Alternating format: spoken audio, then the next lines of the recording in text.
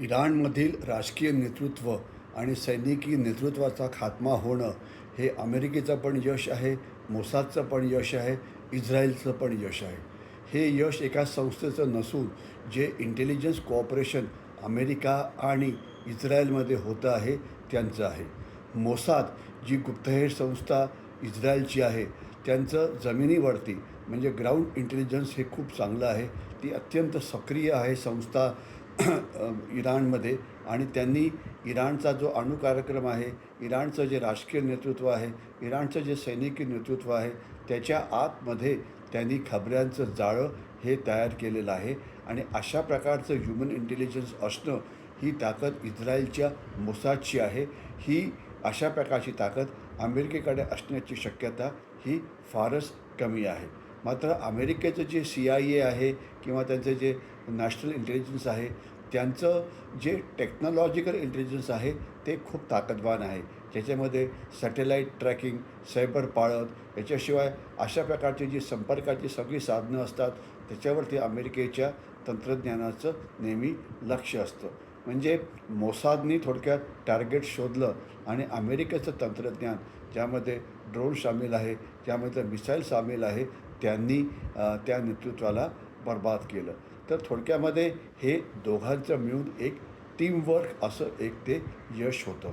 याच्यामुळे इराण सरकारमध्ये भगदाड पडलं आहे का?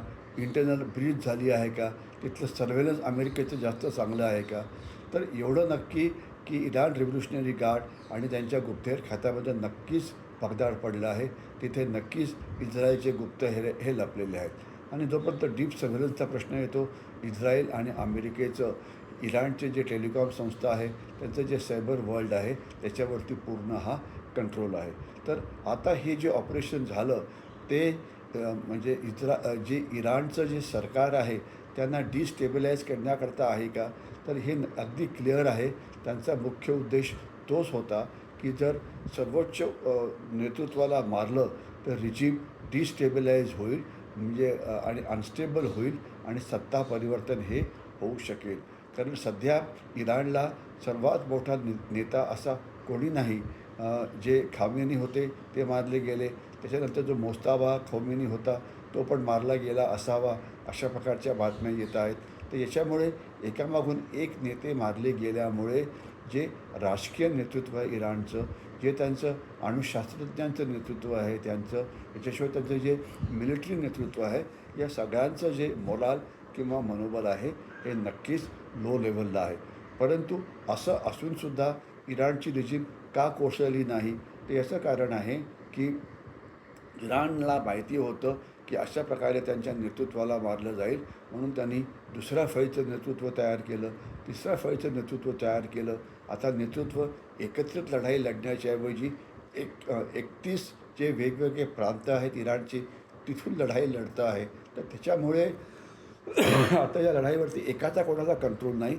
31 वेगवेगळ्या ठिकाणून हे युद्ध हे सुरू आहे. तर त्याच्यामुळे हे युद्ध हे पुष्कळ काळ चालेल. याचं कारण असं आहे की इराणचं मनोबल चांगलं आहे. त्यांची धार्मिक विचारधारा अतिशय कट्टर आहे. त्यांना चीन आणि रशियाकडनं मोठ्या प्रमाणात मदत मिळते आहे आणि त्यांनी जगावरती मोठ्या प्रमाणात दबाव टाकलेला आहे. आणि एवढंच नाही तर उलटं आता अमेरिकेमध्ये सुद्धा मोठ्या प्रमाणात डिबेट सुरू झालेला आहे. अनेक जणं अमेरिकेच्या विरोधात गेलेले आहे. अमेरिकेचे जे नॅशनल NCTCचे जे मुख्य होते, नॅशनल काउंटर टेररिझम सेंटरचे मुख्य होते, जोसेफ केंट यांनी राजीनामा दिला आहे. ते म्हणतात की आपलं सध्याचं धोरण हे चुकीचं आहे. इस्रायलनी दबाव टाकल्यामुळे आपण हे युद्ध करतो आहे. याच्याशिवाय त्यांच्या ज्या CIA चीफ होत्या त्यासुद्धा बोलायला तयार नाही आहेत की इराणकडे अणुबॉम्ब होते वगैरे.